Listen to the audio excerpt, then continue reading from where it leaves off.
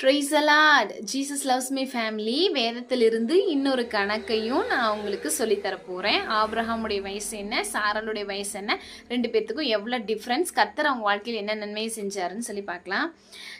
ஆதியாகமம் 17ஆம் அதிகாரம் 17வது வசனம். அப்பொழுது ஆபிரகாம் முகங்குப்புற விழுந்து நகைத்து, 100 வயதானவனுக்கு பிள்ளை பிறக்குமோ, 90 வயதான சாரால் பிள்ளை பெறுவாளோ என்று தன் இருதயத்திலே சொல்லிக் கொண்டார். ஹல்லேலூயா. இங்க ஆபிரகாம் தன்னுடைய வயசையும் அவருடைய மனைவியாகிய சாராளுடைய வயசையும் ஆபிரகாம் சொல்றார். தனக்கு 100 வயசுங்கிறாரு, தன்னுடைய மனைவிக்கு 90 வயசுங்கிறாரு. ஸோ ரெண்டு பேர்த்துக்கும் வயசு வித்தியாசம்னா 10 வருஷம். சாராளை விட ஆபிரகாம் மூத்தவர். சரிங்களா?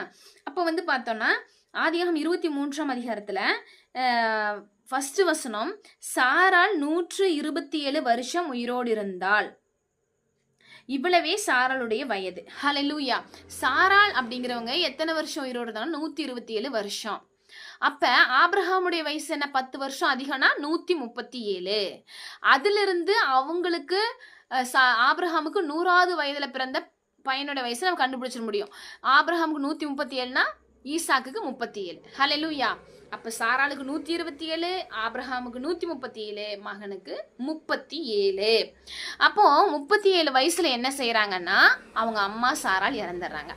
3 வருஷம் அம்மா இறந்ததுக்கு அப்புறம் 3 வருஷம் கழிச்சு, அதாவது ஈசாக்கு தன்னுடைய 40வது வயசுல திருமணம் செஞ்சு கொள்றாரு. ஆபிரகாம் ஈசாக்கு திருமணம் செஞ்சு வைக்கிறாரு. பாத்தீங்கன்னா இப்போ பாத்தீங்கன்னா இப்பதான் ஒரு 19 வருஷம் என்னல்ல, குழந்தை இல்லை.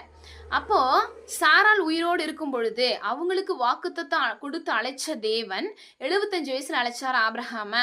85 வருஷம் வரைக்கும் இந்த சாராள் அம்மா வெயிட் பண்ணிட்டு இருந்தாங்க. இன்னுமே குழந்தை கிடைக்கலையே அப்படின்னு சொல்லிட்டு குறுக்கு வழியில போய் ஒரு குழந்தையை பெற்றுக்கொண்டாங்க. எப்படின்னா, தன்னுடைய வேலைக்கார பெண்ணை தன்னுடைய கணவருக்கு கொடுத்து அப்படின்னு சொல்லி வேதம் சொல்லுகிறது. இப்போ அவங்க உயிரோடு இருந்தாங்கன்னா, சப்போஸ் தன்னுடைய மகனுக்கு திருமணமாகி 10 வருஷம் ஆனதுக்கு அப்புறம் ஆண்டவர் சொன்னாரு, சரி கொடுப்பாரு, சரி நம்ம மருமகளை என்ன செய்யறது, தன்னுடைய அண்ணன் பொண்ணுதான், கொஞ்சம் நம்ம என்ன பண்ணலாம், கன்சல்ட் பண்ணி இன்னொரு மனைவியை கூட மகனுக்கு கொடுத்துலாம் கூட சொல்லியிருக்கலாம் மேபி. ஆனா அவங்க இல்லையா. ஆனா ஆபிரகாம் அந்த மாதிரி தன்னுடைய மகனையோ மருமகளையோ அர்ஜென்ட் பண்ணல. அவங்க காத்திருந்தாங்க, ஜெபித்தாங்க. ஆபிரகாமுடைய வாழ்க்கையை பார்த்து ஈசாக்கு ஜெபித்தாரு. அவர் ஜெபத்தை இயேசு கேட்டு தன்னுடைய மனைவியை, ஈசாக்குடைய மனைவியை கர்ப்பந்தரிக்க செய்து ரெட்ட பிள்ளைகளை பெற்றெடுத்தார். ஹல்லேலூயா. ஈசாக்கும் எவ்வளவு விசுவாசம் உள்ளவரா இருந்தார் அப்பாவை போல. அதே மாதிரிதான் நம்மளும் ஏசப்பா மேல விசுவாசமா இருக்கணும், ஜெபிக்கணும். கர்த்தர் நமக்கு கொடுக்கிற பெரிய தேவனா இருக்கார். ஹல்லேலூயா. ஆமென்.